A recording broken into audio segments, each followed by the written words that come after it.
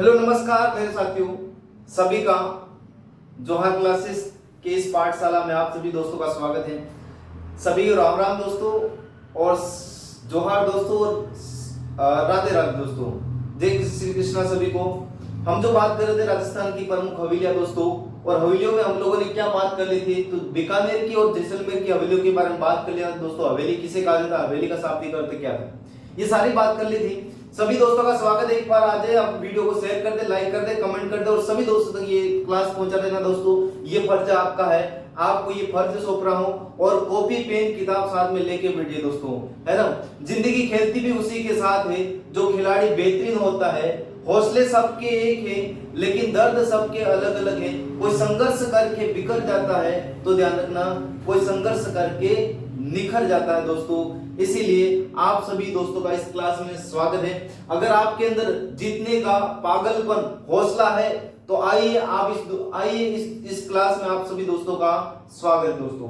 हम जो बात कर रहे थे राजस्थान की प्रमुख हवेलियां, और हवेलियों के अंदर क्या दोस्तों, जोधपुर की हवेलियां। आप लोगों को ओनली कौन नाम याद करना है, जोधपुर की हवेलियां, है ना। जोधपुर की हवेलियों में देखा जाए पाल की हवेली दोस्तों। जोधपुर के अंदर कौन सी हवेली, पाल की हवेली। चलो ठीक है। एक है बड़े मियाँ की हवेली, छोटे मियाँ की नहीं है दोस्तों। बड़े मियाँ आ जाए तो कहां पर जाना आपको, सीधा जोधपुर के अंदर। आगे जो बात करें पुष्य की हवेली दोस्तों, ये पुष्य की हवेली बहुत इंपॉर्टेंट है। जो हवेलियां इंपॉर्टेंट है ना, उसके आगे मैंने आईएमपी लगा दिया, मतलब आप समझ जाना इंपॉर्टेंट है, ये एग्जाम के अंदर पूछेगी। अगर पुष्य हवेली की बात करें दोस्तों, ये एक ही नक्षत्र के अंदर बनी। किस नक्षत्र के अंदर बनी, पुष्य नक्षत्र के अंदर।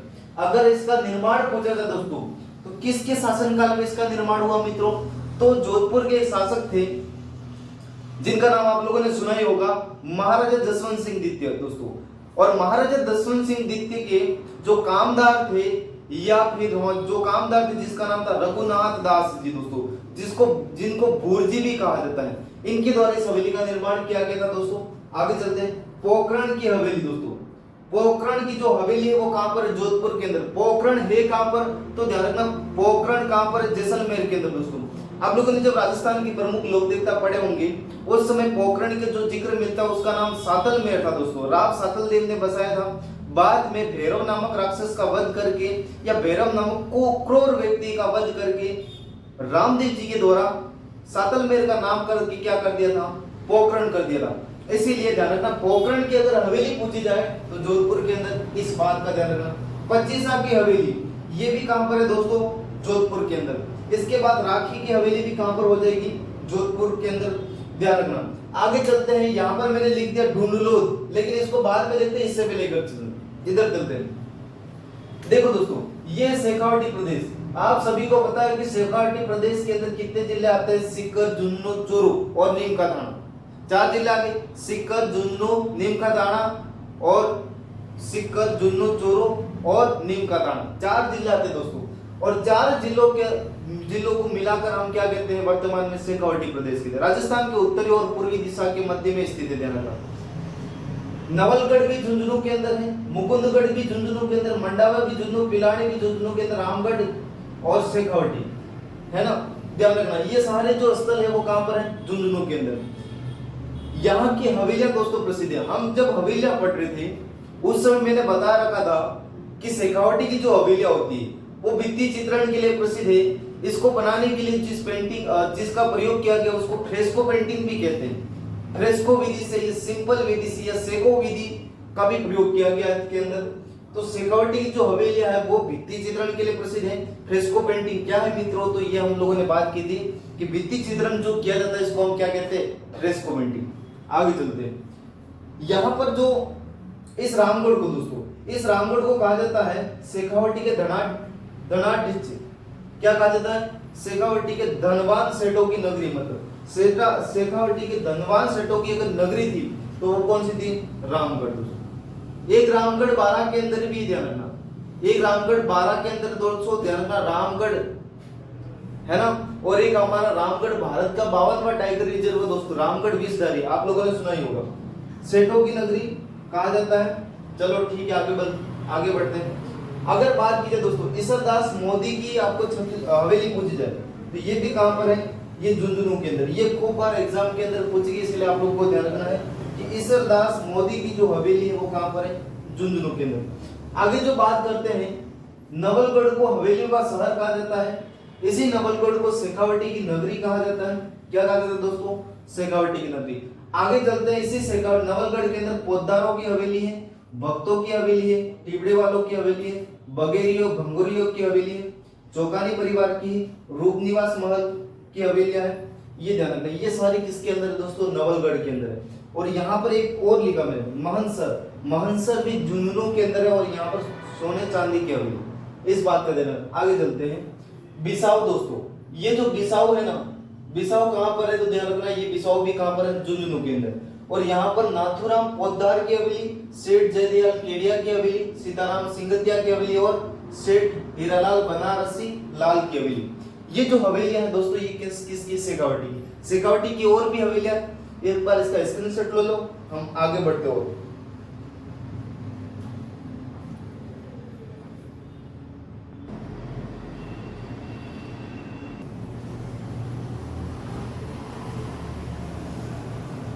ठीक है दोस्तों, आ जाइए।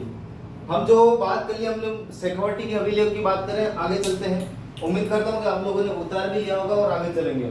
देखो दोस्तों, मंडावा कहां पर है? झुंझुनू के अंदर। ये कहां पर है? झुंझुनू के अंदर। झुंझुनू के अंदर, मैं बोल दूंगा, आप लोग लिख देना। झुंझुनू, मंडावा कहां पर है? झुंझुनू के अंदर, है ना? ध्यान रखना। यहाँ पर अगर हवेलियों के अंदर आपको याद रखना है, सागरमल लाड़िया की हवेली याद रखनी है, रामदेव चौखानी की हवेली याद रखनी है, मंडावा, मंडावा की हवेली मंडावा के अंदर ही होगी, इस बात का ध्यान रखना। इसके बाद एक और स्थान आता है दोस्तों, पिलानी। पिलानी भी झुंझुनू के अंदर आता है, बिरला की हवेली स्थित है। पिलानी के अंदर किसकी हवेली स्थित है? बिरला की हवेली स्थित है। अगर बात करें दोस्तों, यहाँ पर मुकुंदगढ़ है ना, मुकुंदगढ़ भी झुंझुनू के अंदर है। यहाँ पर सेठ राधाकृष्णन की हवेली दोस्तों, इस बात का ध्यान रखना। केसर देव की हवेली। इसके बाद देखा जाए चिड़ावा, चिड़ावा भी झुंझुनू के अंदर है दोस्तों।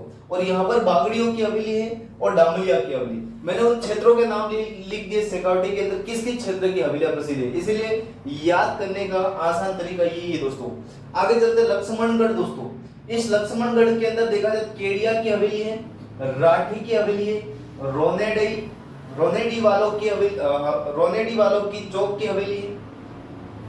इसके बाद जिजोड़िया की हवेलियां दोस्तों। इसके बाद शिवनारायण मिर्जामल कायला की हवेली याद रखनी है।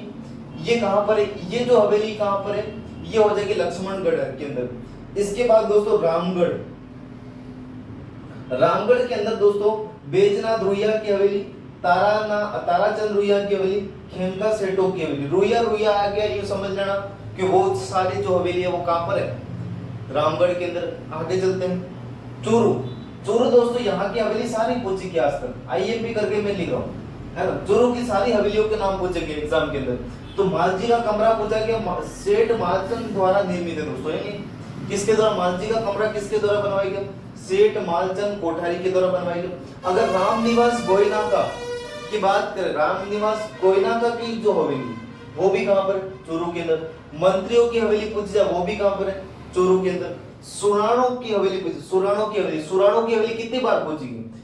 मेरे हिसाब से मैं कह रहा हूं, ये सारी जो हवेली है दोस्तों एग्जाम के अंदर खूब बार पूछेगी, इसलिए आप लोगों को ध्यान रखना। सुराणों की हवेली दोस्तों, यहाँ पर 1100 से ज्यादा खिड़कियां और हवेलियां बनी, खिड़कियां बनी और कमरे बने हुए, 1100 से ज्यादा खिड़कियां बनी हुई और कमरे बने हुए। इसके बाद बात करें दानचंद चोपड़ा की हवेली दोस्तों, सुजानगढ़ चोरू के अंदर खूब बार पूछेगी। कितने बार एग्जाम के अंदर पूछेगी? दानचंद चोपड़ा की हवेली कहां पर है? सुजानगढ़ चोरू के अंदर। इतनी बात ध्यान रखनी। एक बार फटाफट स्क्रीनशॉट लो, इसके बाद बात करो।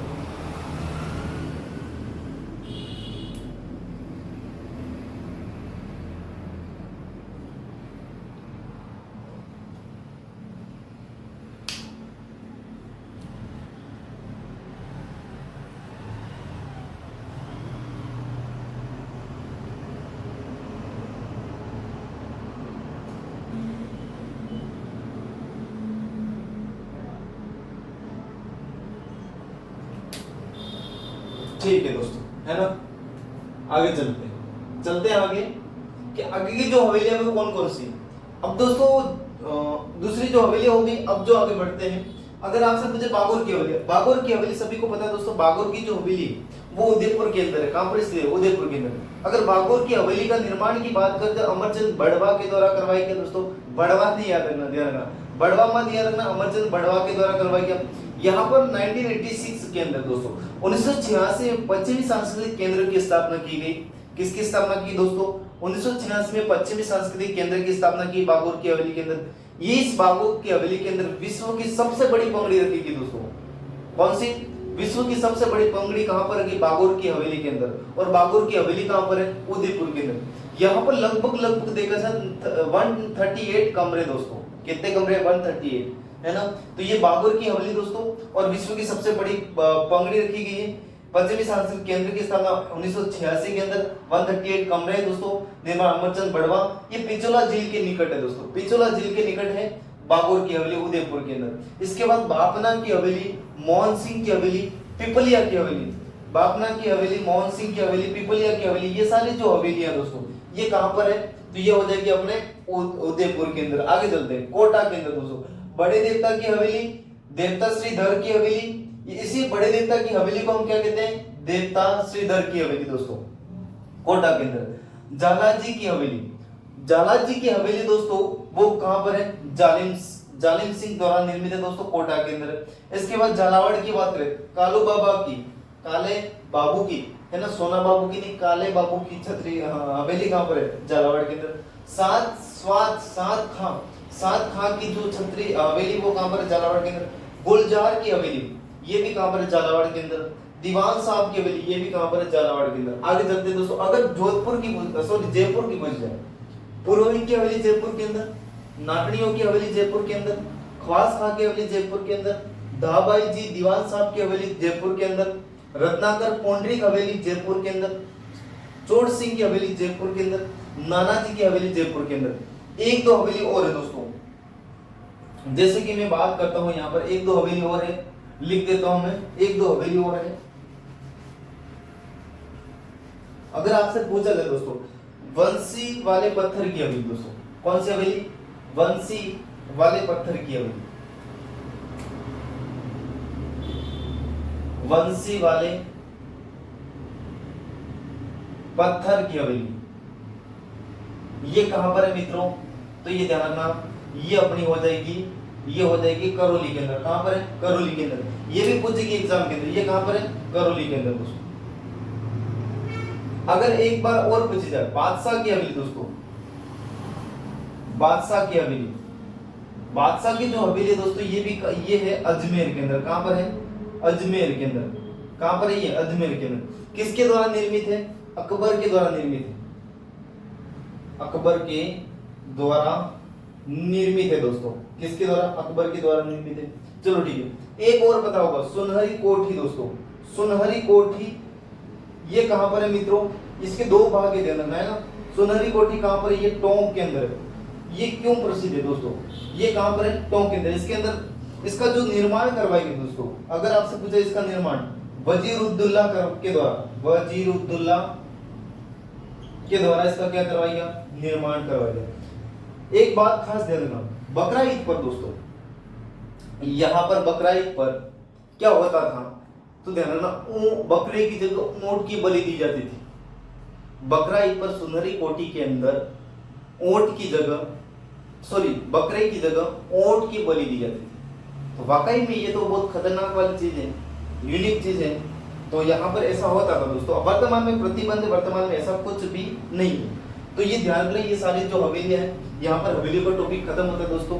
वीडियो को लाइक करना, अगर मेरी मेहनत अच्छी लगे दोस्तों, सब्सक्राइब चैनल को जरूर करना। डिस्क्रिप्शन के अंदर लिंक दे रखी है, टेलीग्राम ज्वाइन कीजिए दोस्तों, और वहां पर मैं सारे नोट्स आपको हस्तलिखित उपलब्ध करवा दूंगा। आपको कहीं जाने की जरूरत नहीं, इधर उधर भटकने की जरूरत नहीं पड़ेगी, है ना। मिलते हैं एक नई क्लास के साथ, तब तक के लिए सभी को धन्यवाद। जय हिंद दोस्तों।